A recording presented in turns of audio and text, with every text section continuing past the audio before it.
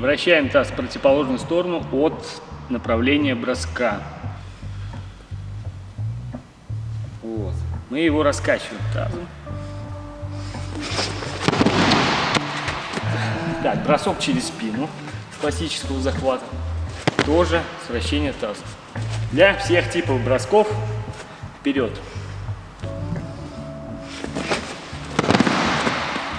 С бедра начинается корпусная борьба.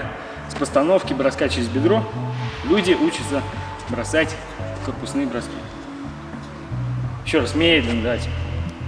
Раз. Вот. Заставить шагнуть. Не мы должны шагать к нему, а он к нам должен шагать. Зачем нам выполнять шаги? Потому что я, если шагаю, то стоя в захвате, соперник чувствует вибрацию. А теперь покажу, как ловить шаги соперника. Почему все-таки важна бесшажная система входа бросков. И партнер начинает отшагивать, допустим, отшагивать от меня.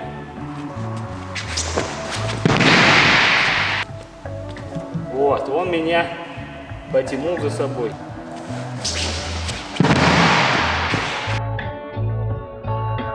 Как обычно наши борцы осуществляют вход в бросок. И раз, два, раз, два. Выполняет, так сказать, скрестный шаг.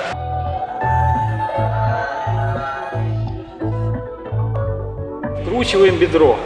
Одно, и выкручивая, он автоматически натягивается. Как это выглядит в практике? На практике. И раз, два. Тянется. Смотрит. И раз. А я уже иду. То есть он тянется ко мне, а я уже иду одновременно. Синхронно.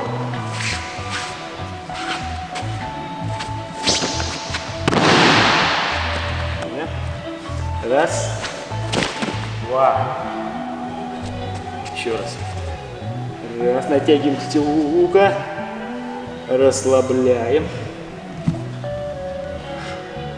И крутимся.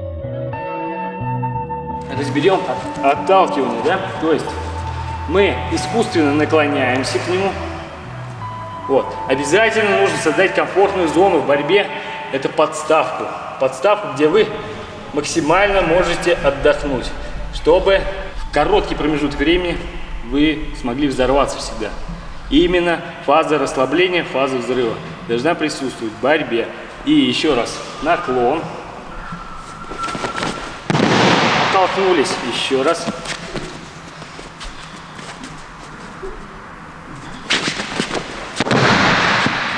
Используем его усилия и инерцию.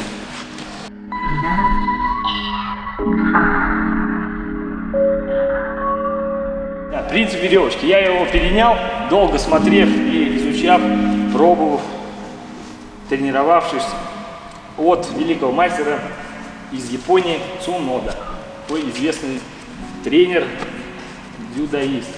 Как он выполнял, допустим, подсечку. Мы обязательно показываем направление броска, то есть направление, да, ту часть туловища, которую мы будем атаковать изначально. И также мы накручиваемся на него. Посмотрели, вот медленно. Я спиной, ногами тяну и жду ситуацию комфортную мне для вкручивания. И оп, опускаю вот еще раз. Раз. Два. Как веревочка.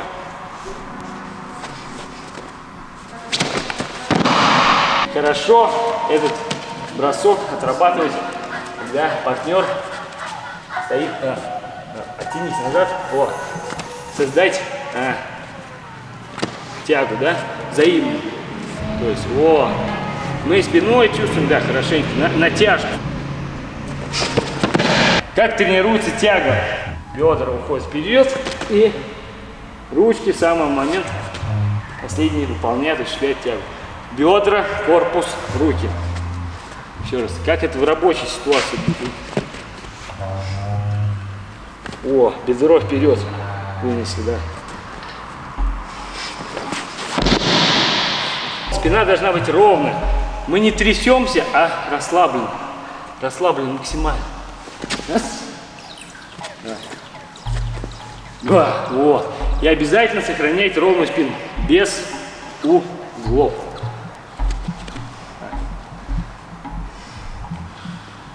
Вот, видите, он чуть-чуть скривился неправильно. Давай, тянись. О, ровная тяга должна быть дальше. О, ровная тяга должна быть.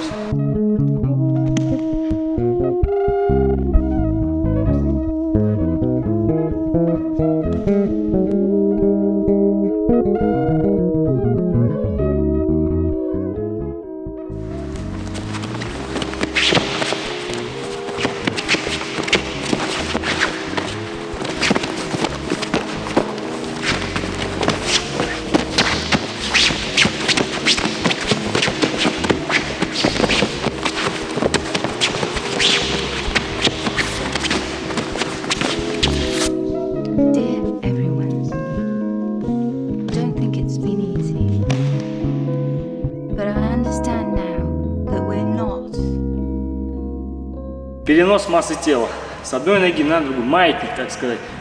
И перенося тело, спину держим ровно, осанка ровная.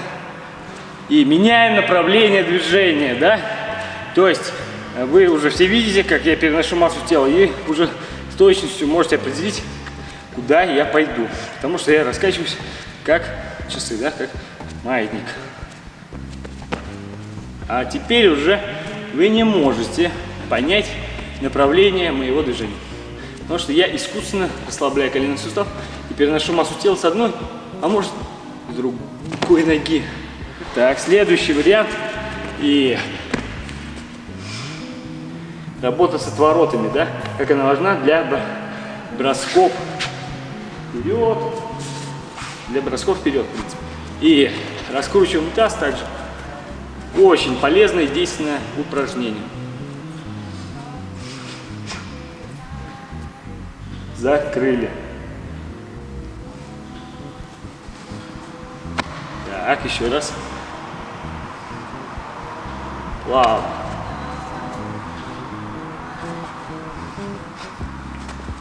Вот она, рука.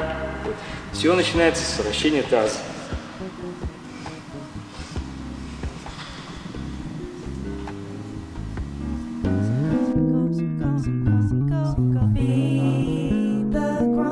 Выполняя бросок, мы поворачиваемся на 180 градусов. Опять же, вкручиваем бедро и с носка мы скатываемся.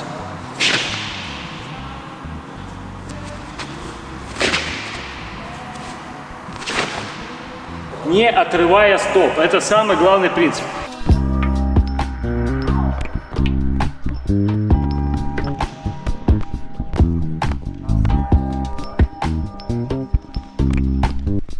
Спасибо за внимание, любители, дорогие любители борьбы, самбо и дзюдо.